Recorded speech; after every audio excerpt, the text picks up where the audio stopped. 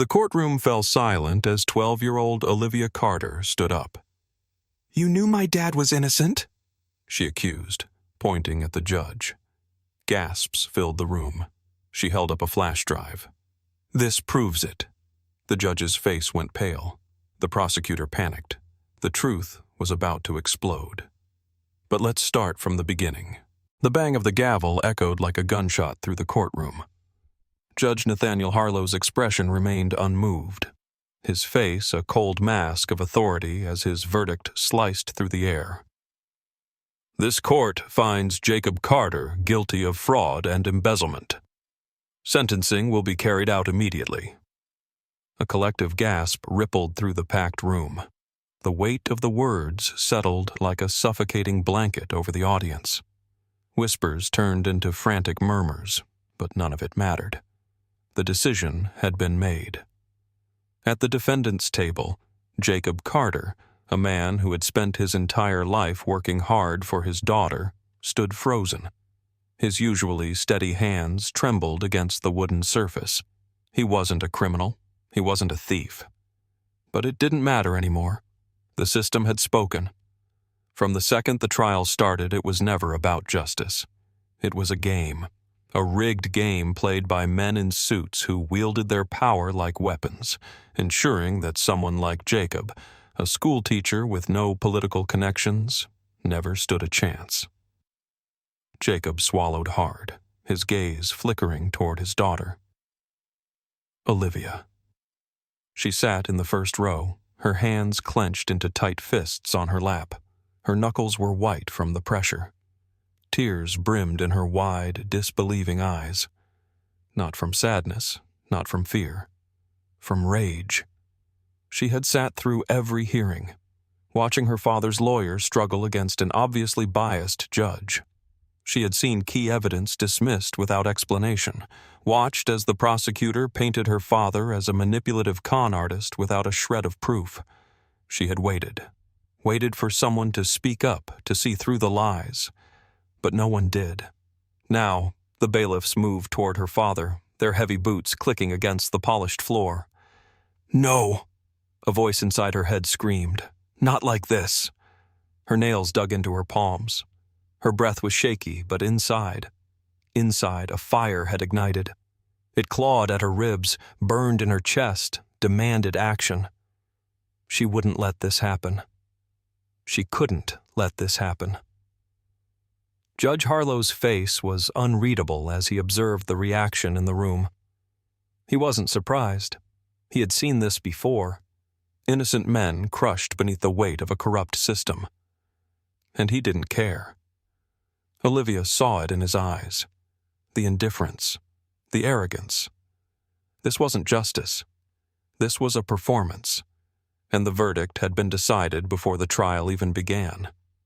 Her father's lawyer, Ms. Radcliffe, was still speaking, her voice urgent, arguing for a stay of sentencing. But it was pointless.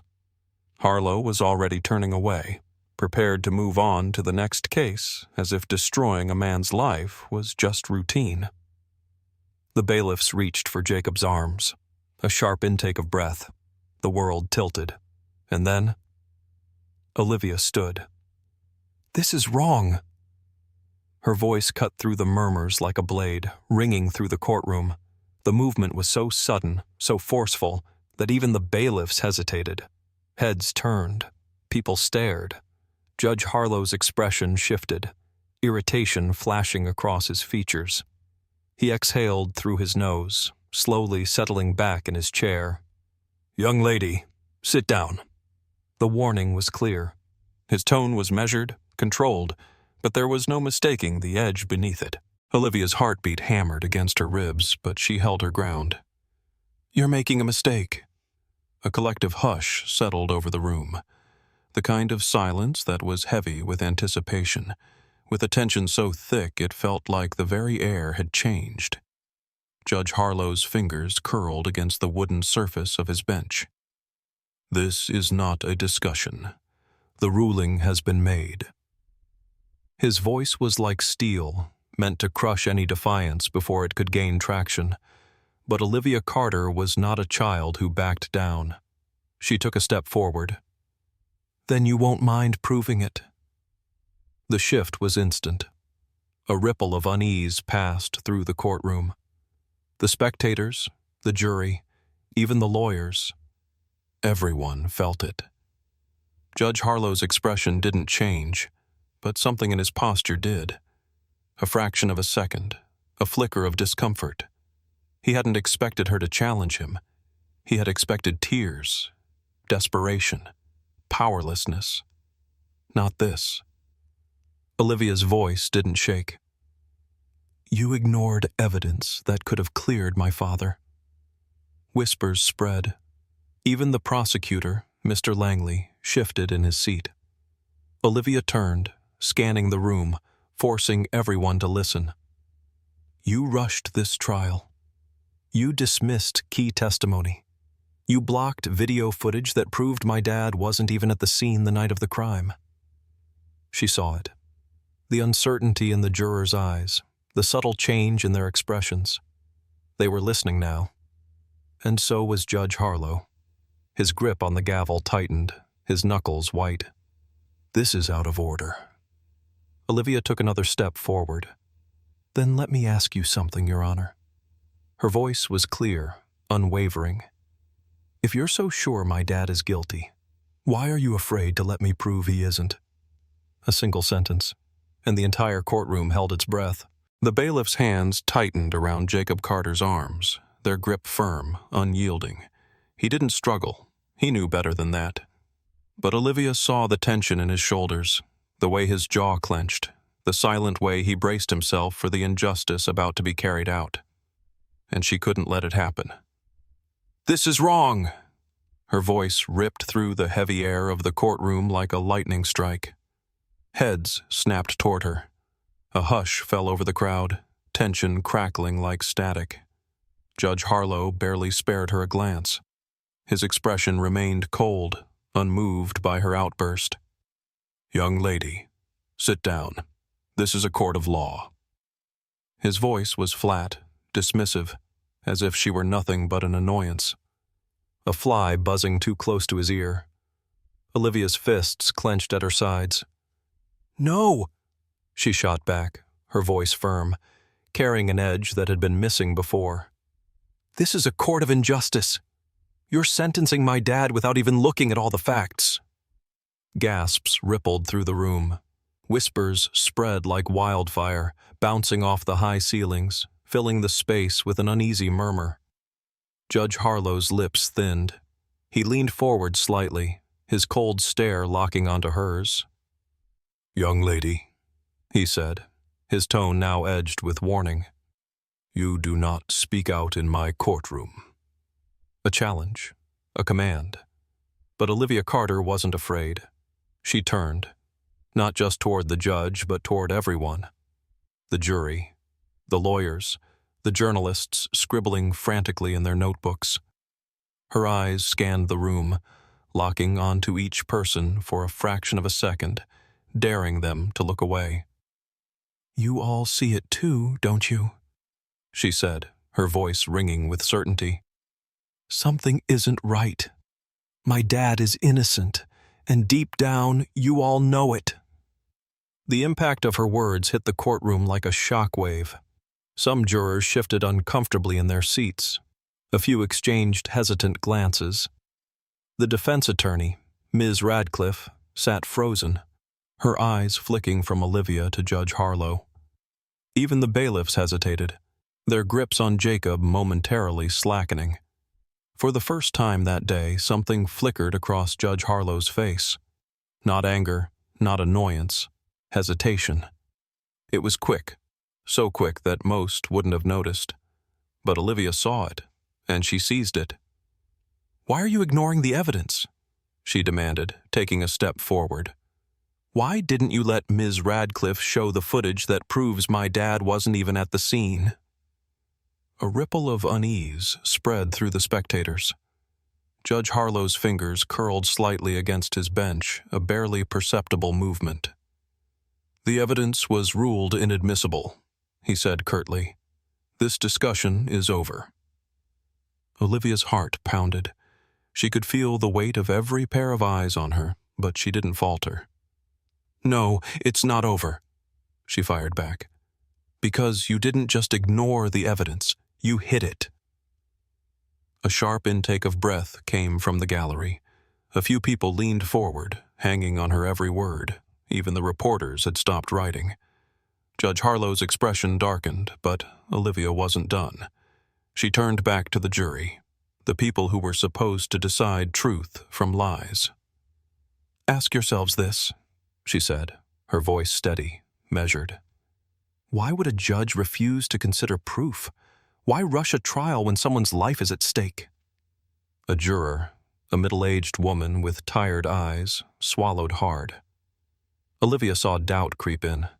The judge sensed it too. "Enough," Harlow barked, pounding his gavel once. The sharp crack echoed like a gunshot. "You are disrupting this courtroom, young lady." Olivia refused to flinch. "And you're destroying an innocent man's life." Another murmur rippled through the room. Judge Harlow sat rigid, his eyes now colder than before, but his composure was cracking. He hadn't expected her to be this relentless, hadn't expected her to fight back. "If you continue, I will have you removed," he warned, each word slow, deliberate. Olivia's chest rose and fell, her breathing fast, but she didn't retreat. She met his gaze head-on. "Then remove me." The challenge hung in the air. A 10-year-old girl standing against the highest authority in the room, a girl who refused to be silenced. The judge hesitated again, a flicker of something that looked almost like doubt. And in that moment, Olivia knew. She had gotten to him. Judge Harlow exhaled sharply, his patience visibly thinning. He had maintained his authoritative, unshaken facade throughout the trial, but now, with a 12-year-old girl standing her ground against him, challenging his authority in front of an entire courtroom, he was struggling to keep control. "Enough!" he barked, his voice sharp and clipped. "You are disrupting the proceedings." But Olivia Carter wasn't finished. Her father's fate was on the line. This wasn't just a courtroom battle. This was war. And if she had to drag the truth into the light herself, then so be it. "No, you are." Her voice rang out, fierce and unwavering. A collective hush fell over the spectators, jurors shifting in their seats, reporters gripping their pens a little tighter. Even the bailiffs, who moments ago had been ready to drag her out, hesitated, caught in the gravity of what was unfolding. Olivia took a deep, steadying breath, feeling her pulse pound in her ears. "You're ignoring the evidence because you're connected to the real criminals." The silence that followed was absolute. The words hung in the air, heavier than the judge's gavel, heavier than the charges against her father. Even Harlow's face paled, the first visible crack in his composure. For the first time he looked unsettled, not angry, not frustrated, afraid. A slow, creeping unease spread through the courtroom like a cold wind, sinking into the bones of every person present. Every pair of eyes was now fixed on Olivia. She felt it, the shift in power. She wasn't just a scared kid pleading for her father anymore. She was accusing a judge of corruption, and people were listening. Her gaze snapped toward the prosecutor, Mr. Langley, his polished, expensive suit no longer making him look as powerful as it had before.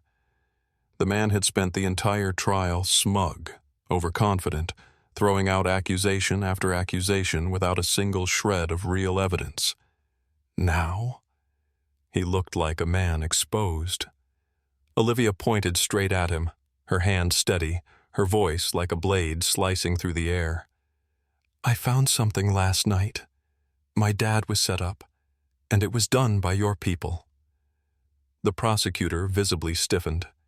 His expression went from dismissive to alert in an instant, the way his jaw tensed, the way his fingers curled into the table.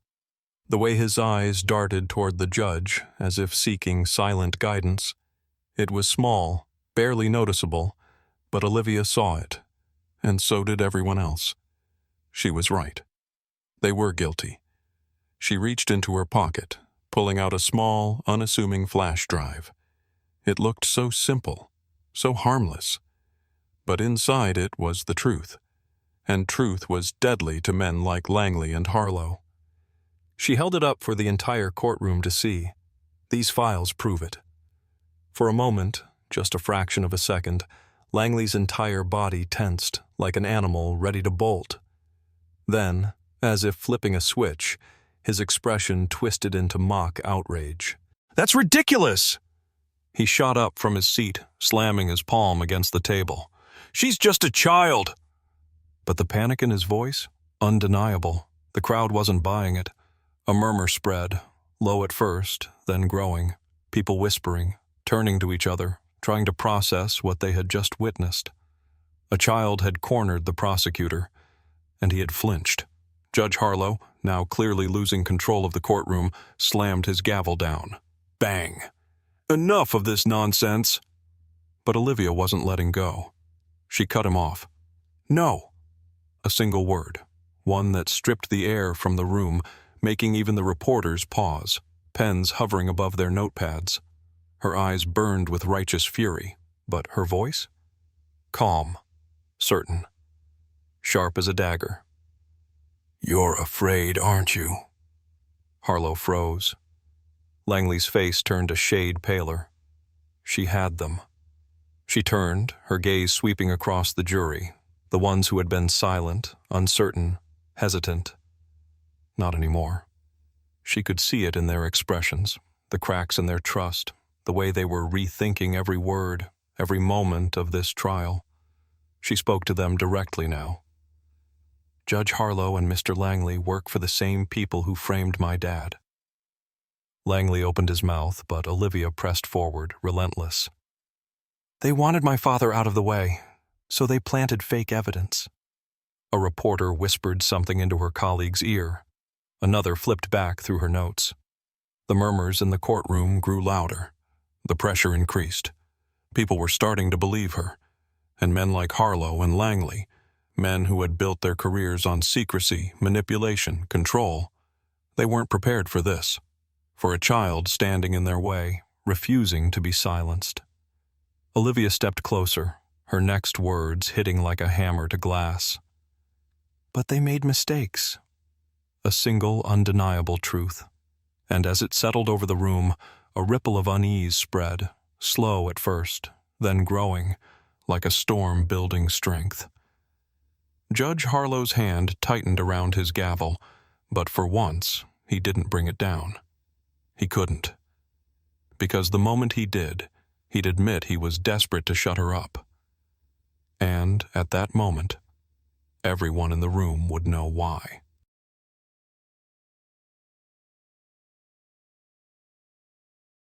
The tension in the courtroom was razor-sharp, like a drawn bowstring on the verge of snapping. The moment Olivia spoke, the energy in the air shifted, crackling like a live wire, unseen but undeniable. Ms. Radcliffe, the defense attorney, her usual composed demeanor slightly shaken by the sheer audacity of the moment, stood up slowly. Her sharp gaze flicked to Olivia, then to the small, seemingly insignificant flash drive clutched in the young girl's trembling hand. "What's on the flash drive, Olivia?" Every eye in the room turned toward her. Her hands shook, but she held her ground. Her voice, though tight with adrenaline, did not waver. "Emails, bank transfers, proof that my dad was set up by the same company that Langley represents." She paused, letting the words sink in, then delivered the final blow. And Judge Harlow dismissed it. The silence that followed was deafening. The words had landed like a hammer against stone, sending cracks rippling through the courtroom. Judge Harlow's jaw tightened. His fingers curled ever so slightly against his desk, his normally controlled expression stiffening at the edges. A flicker of something dark passed through his eyes. Panic. For the first time since this trial began, he felt it. He had spent years mastering his expression, controlling every reaction, but this was different. This was dangerous. And Olivia saw it. Her heartbeat thundered in her ears, but she forced herself to stay steady, to stand firm even as the weight of what she had just done bore down on her. Judge Harlow exhaled sharply through his nose, his face a mask of authority, but his voice betrayed him. That evidence was inadmissible. It was meant to be final, meant to end the discussion, but Olivia didn't let him finish. She fired back, fast and furious. "Because you said so!" The words rang out, bouncing off the walls, hitting like a bullet through the thin veil of control Harlow was desperately clinging to. Gasps rippled through the courtroom. Reporters scribbled furiously. Jurors exchanged uneasy glances. Even the bailiffs, trained to be nothing more than silent enforcers, looked at each other, uncertain. Harlow's nostrils flared. His grip on the gavel tightened. He was losing control. Olivia wasn't done. Her voice cut through the chaos, sharper now, fueled by something deep, something raw. "You're protecting your friends!" Every syllable hit like a punch. "You were never going to let my dad walk free, no matter what we proved." Judge Harlow's eye twitched. A barely perceptible movement, but Olivia caught it. She could almost hear the click, the moment the tide began to turn against him. For the first time, people were truly looking at him, questioning his role in all of this. The courtroom was on edge. The weight of doubt hung thick in the air, pressing down on the jury, on the reporters, on the spectators who had walked in thinking this was just another case in another court, with another untouchable judge handing down another inevitable decision. Not anymore. Some jurors looked at each other, uncertain now. A few leaned toward their peers, whispering. The seed had been planted, and it was growing. At the press table, a journalist furiously flipped back through her notes, scanning for inconsistencies. Another one, an older reporter with deep-set lines from years of uncovering lies, muttered under his breath, eyes narrowing at Judge Harlow. Even the spectators, people who had no personal stake in the case, shifted uncomfortably in their seats, as if realizing for the first time that they might not be witnessing justice, but the obstruction of it. And Judge Harlow? For the first time, he looked nervous. His mask was cracking. His fingers flexed against the desk, the gavel resting there like a weapon he was debating whether or not to use. Because he knew, if he slammed it down now, if he ended this here, it would confirm everything Olivia had just accused him of. If he didn't, he risked losing the trial, losing his control, losing everything. And in that moment, Olivia Carter, a 12-year-old girl, had done what no one else had dared. She had made a judge tremble. Ms. Radcliffe's voice cut through the thick tension hanging in the air, her words precise, deliberate.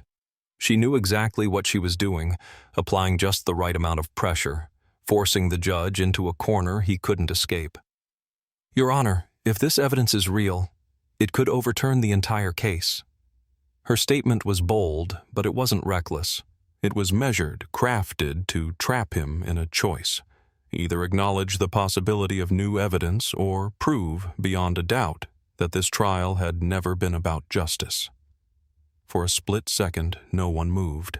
The air itself seemed to tighten, pressing in on every person in the room. Judge Harlow's lips thinned into a sharp, pale line. His hand twitched against the gavel, fingers curling slightly as if itching to bring it crashing down and end this circus before it spiraled out of his control. His mind was spinning, calculating the risk, searching for a way out. "This is absurd," he snapped, his voice a fraction sharper than he intended. "The court will not entertain. Then let's see what's on it." The interruption came from the opposite side of the room, a second defense attorney, Mr. Calloway, who had been silent for most of the trial. His tone was casual, almost disinterested, but his eyes were sharp, locked onto the judge like a predator watching its prey. The words hit like a shockwave. The jury, previously hesitant, suddenly straightened in their seats. The reporters, who had been whispering amongst themselves, sensing a scandal brewing, froze mid-sentence. Even the bailiffs hesitated, exchanging quick, uncertain glances. Because now, it wasn't just a child demanding justice. Now, a seasoned attorney had challenged the judge directly. The tension in the room grew unbearable, the kind of tension that made the hairs on the back of your neck stand up, the kind of tension that made you hold your breath, waiting for something to snap. Olivia could see it in Harlow's face, the internal war raging behind his controlled expression. If he denied them access to the flash drive, it would confirm what everyone already suspected. But if he allowed it, he risked exposing everything. She took a step forward, forcing him to meet her gaze. Her heart hammered in her chest, but her voice was steady. "If you have nothing to hide, then you won't mind checking." It wasn't a plea. It wasn't a question. It was a dare. Judge Harlow's fingers twitched against the gavel, the polished wood suddenly too slippery beneath his grip. He knew. He knew the files were real. And now, so did everyone else. The murmurs exploded into full-fledged whispers, cascading through the courtroom like falling dominoes. A juror, a middle-aged woman with silver-streaked hair, shifted uneasily, casting glances toward her peers.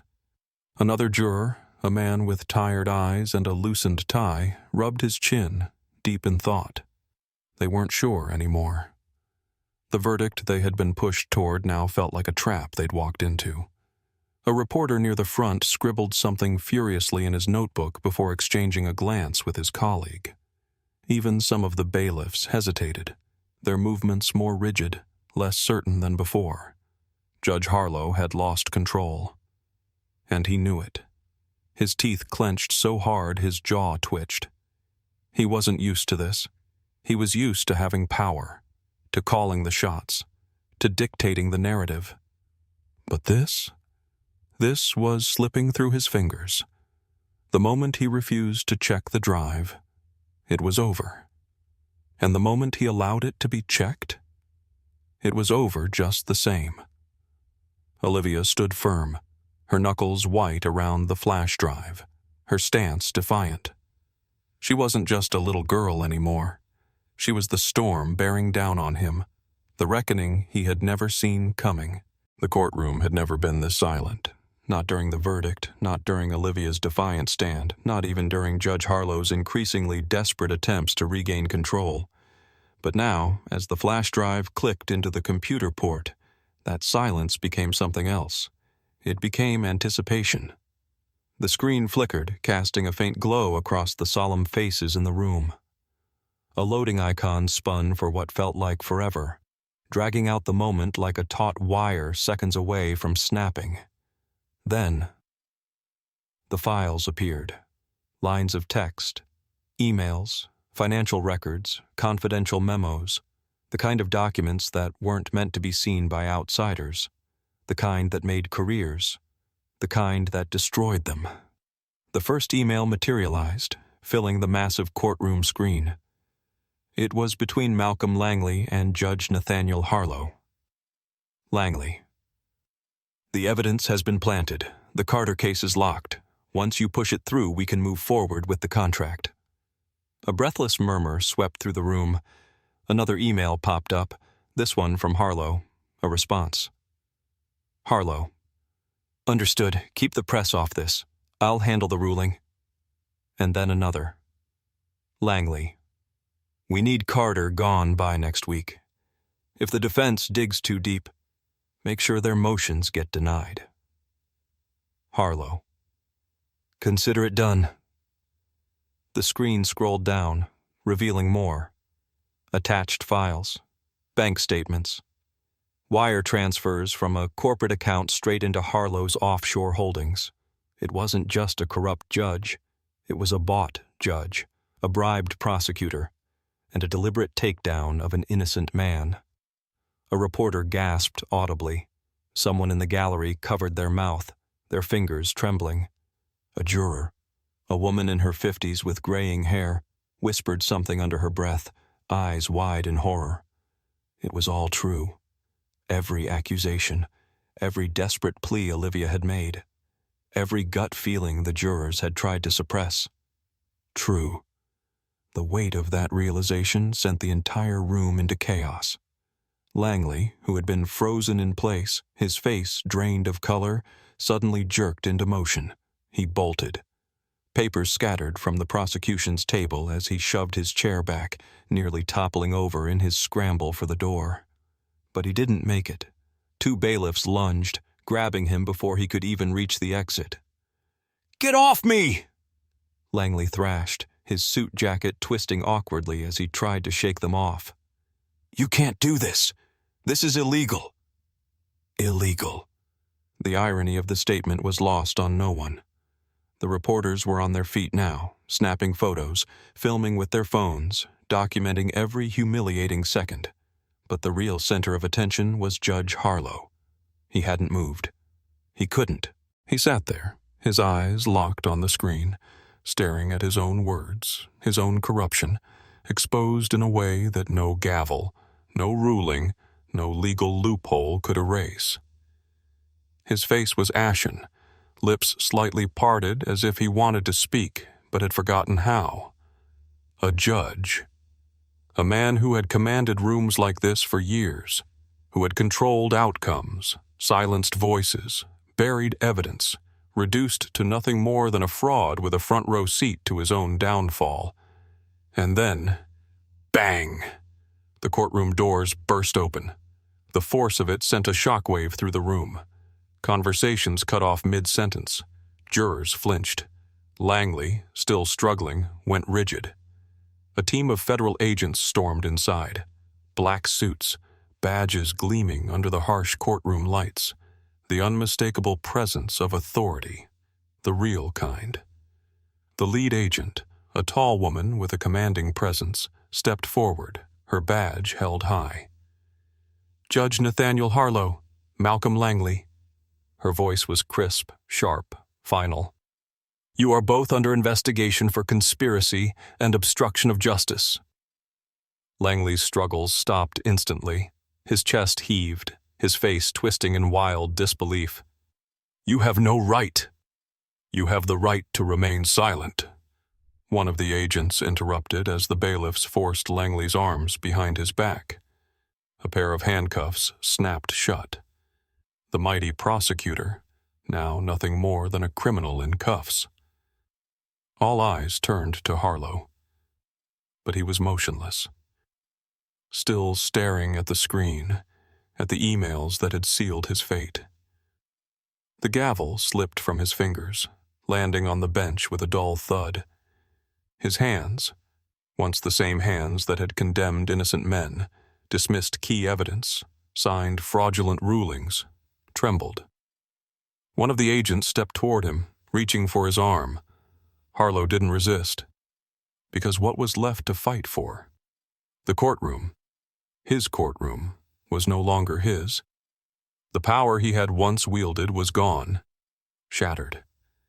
And as the cameras flashed, as the reporters scrambled to get the first headline out, as Olivia stood watching it all unfold, one undeniable truth settled over the room. The judge who had built a career on destroying lives had just watched his own life crumble in front of him.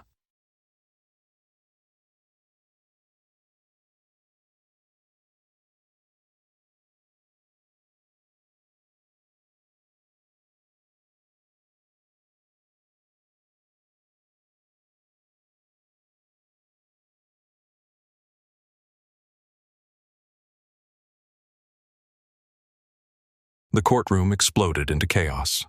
The carefully maintained order, the authority, the decorum, shattered in an instant. Voices clashed in a frantic whirlwind of sound, overlapping in urgency, disbelief, and fury. Reporters shouted over one another, desperate to be the first to capture the scandal, their voices rising above the din. Cameras flashed in rapid succession, illuminating the room in bursts of white light. Jurors stood abruptly, their faces painted with a mixture of outrage and shock, some shaking their heads, others whispering furiously among themselves. The reality of what had just transpired was too enormous to process all at once. Years, decades of lies and corruption unraveled in mere minutes. The power Judge Harlow had held over the courtroom, over the entire legal system, had vanished like smoke. And Olivia? She wasn't watching the chaos. She wasn't listening to the noise. Because in that moment, the only thing that mattered was him. Her father. She sprinted toward him, her legs moving before she could even think. The heavy clinking of the metal shackles unlocking filled the air. The bailiff stepped away, no longer restraining Jacob Carter, no longer treating him like a criminal. And then, "Dad!" Her voice cracked as she reached him, her small hands grasping at his shirt, his arms, anything to make sure he was real, that he was free. Jacob Carter didn't hesitate. He fell to his knees, wrapping his arms around her with the force of a man who had spent too many nights wondering if he would ever hold his daughter again. Too many nights fearing that he never would. His breath was ragged, his hands trembling as they held her close. His fingers curled into the fabric of her jacket, as if he needed to physically ground himself, to remind himself that this was real. That after everything, he was finally free. "You did it, Liv." His voice was hoarse, thick with emotion, with disbelief, with relief. He pulled back just enough to look into her tear-filled eyes. "You saved me." And that was it. That was all it took for Olivia to break. Tears streamed down her face, falling hot and fast, her body shaking from the sheer weight of what had just happened. Everything, the fear, the anger, the helplessness she had felt through every second of this nightmare, it all came rushing out at once. But she had done it. She had won. She buried her face into his shoulder, gripping on to him as if letting go meant losing him again. Her voice came out in a choked whisper. "I had to, Dad." Jacob's eyes closed, his jaw tightening as he held her tighter. He had always told himself that he was her protector, that his job was to keep her safe, to shield her from the ugliness of the world. But today, it had been her. She had been the warrior, the fighter, the one who had refused to let injustice win. And as he held her, he realized something that nearly brought him to his knees all over again. He didn't just get his freedom back today. He got his daughter back too. A child who had been forced to grow up too soon. A child who had been pushed into a world of power-hungry men who thought they could break her. But they hadn't, and they never would. Never. Judge Harlow was being led away in cuffs, his once imposing presence reduced to nothing more than a fallen relic of a corrupt system. His suit, once pristine, was now wrinkled, sweat dampened, the illusion of his authority stripped away with every step he took. His hands, the same hands that had wielded the power to condemn innocent men, were now bound behind his back, restrained like a common criminal. And in many ways, that's all he was now. A criminal, a fraud, a disgraced man whose name would be synonymous with corruption and betrayal. He had spent his career controlling fates. Today, his own had been sealed. And Olivia? She wasn't done yet. She stepped forward, her small frame standing unshaken in the face of the man who had tried to destroy her family. Judge Harlow didn't lift his head, didn't acknowledge her, didn't meet her eyes. He couldn't, because he knew. He knew she had won. He knew she had beaten him. And more than anything, he knew she had been right all along. Olivia tilted her head, studying the man who had once believed himself untouchable, the man who had thought that his title would protect him, that his influence would shield him, the man who had looked down at her in the courtroom, dismissing her as nothing more than a powerless child. He had underestimated her, and now he had lost everything because of it. Her voice was calm, but her words carried the weight of everything he had tried to suppress. "You underestimated me," she said. The words lingered, sharp and unrelenting. "But you never should have ignored the truth." Still, Harlow didn't look at her, didn't say a word. Because what was left to say? Deep down, he knew. She was right. The headlines were everywhere. They flashed across television screens, dominated front pages, trended on every social media platform. "Corrupt judge exposed by 12-year-old girl." The words were bold, almost unbelievable. The kind of story that made people stop in their tracks, do a double-take, ask themselves if they read that right. But they had, and it was all true. Judge Nathaniel Harlow, once one of the most feared, most respected names in the judicial system, was now nothing more than a disgraced figure, his legacy forever tied to corruption, deceit, and the little girl who took him down. His career was over. Malcolm Langley, the once powerful prosecutor, was facing criminal charges, his entire legal history under review, as more cases he had handled, cases where innocent people had been thrown away without a second thought, were being ripped open for investigation. And Jacob Carter? He was officially cleared of all charges. The legal system that had once turned its back on him had been forced to acknowledge its own failure. The wrongful conviction, the lies, the deception, the deliberate destruction of his life, it was all exposed for the world to see. And the world was watching. Watching as Olivia Carter, a 12-year-old girl, stood at the center of it all, no longer just a kid, no longer just a daughter fighting for her father, but a symbol of truth, of resilience, of a voice that refused to be silenced. The letters came first, stacks of them, piling up on their doorstep from people all across the country, people Olivia had never met, but who had followed her story, who had seen themselves in her battle, in her fight for justice. Some letters came from other wrongfully accused prisoners, men and women who had spent years behind bars for crimes they didn't commit, thanking Olivia for shining a light on a system they had lost all faith in. Some came from parents who saw in her the kind of bravery they hoped their own children would have. And some came from kids her age, children who had felt helpless, unheard, but now believed that maybe, just maybe, their voices mattered too. "You made me believe that standing up for what's right actually works. I used to think that grown-ups always win, but you showed me that's not true. If you could do it, maybe I can too."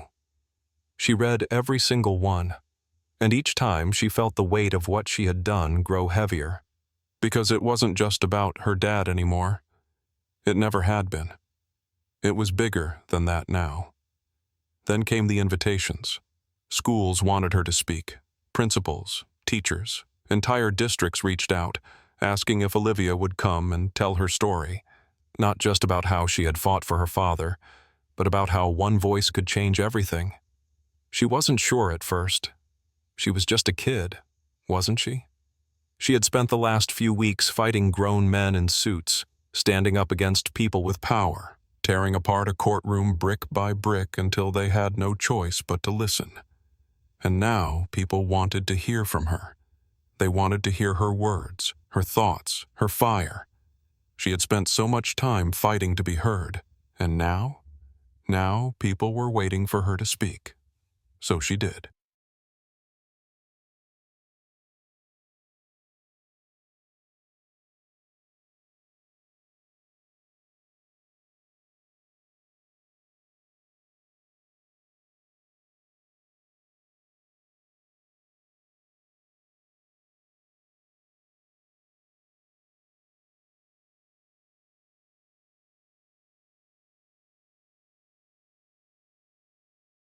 The headlines were everywhere. They flashed across television screens, dominated front pages, trended on every social media platform. "Corrupt judge exposed by 12-year-old girl." The words were bold, almost unbelievable. The kind of story that made people stop in their tracks, do a double take, ask themselves if they read that right. But they had, and it was all true. Judge Nathaniel Harlow, once one of the most feared, most respected names in the judicial system, was now nothing more than a disgraced figure, his legacy forever tied to corruption, deceit, and the little girl who took him down. His career was over. Malcolm Langley, the once powerful prosecutor, was facing criminal charges, his entire legal history under review, as more cases he had handled, cases where innocent people had been thrown away without a second thought, were being ripped open for investigation. And Jacob Carter? He was officially cleared of all charges. The legal system that had once turned its back on him had been forced to acknowledge its own failure. The wrongful conviction, the lies, the deception, the deliberate destruction of his life, it was all exposed for the world to see. And the world was watching. Watching as Olivia Carter, a 12-year-old girl, stood at the center of it all, no longer just a kid, no longer just a daughter fighting for her father, but a symbol of truth, of resilience, of a voice that refused to be silenced. The letters came first, stacks of them, piling up on their doorstep from people all across the country, people Olivia had never met, but who had followed her story, who had seen themselves in her battle, in her fight for justice. Some letters came from other wrongfully accused prisoners, men and women who had spent years behind bars for crimes they didn't commit, thanking Olivia for shining a light on a system they had lost all faith in. Some came from parents who saw in her the kind of bravery they hoped their own children would have. And some came from kids her age, children who had felt helpless, unheard, but now believed that maybe, just maybe, their voices mattered too. You made me believe that standing up for what's right actually works. I used to think that grown-ups always win, but you showed me that's not true. If you could do it, maybe I can too. She read every single one, and each time she felt the weight of what she had done grow heavier, because it wasn't just about her dad anymore. It never had been. It was bigger than that now. Then came the invitations. Schools wanted her to speak. Principals, teachers, entire districts reached out, asking if Olivia would come and tell her story, not just about how she had fought for her father, but about how one voice could change everything. She wasn't sure at first. She was just a kid, wasn't she? She had spent the last few weeks fighting grown men in suits, standing up against people with power, tearing apart a courtroom brick by brick until they had no choice but to listen. And now people wanted to hear from her. They wanted to hear her words, her thoughts, her fire. She had spent so much time fighting to be heard, and now people were waiting for her to speak. So she did.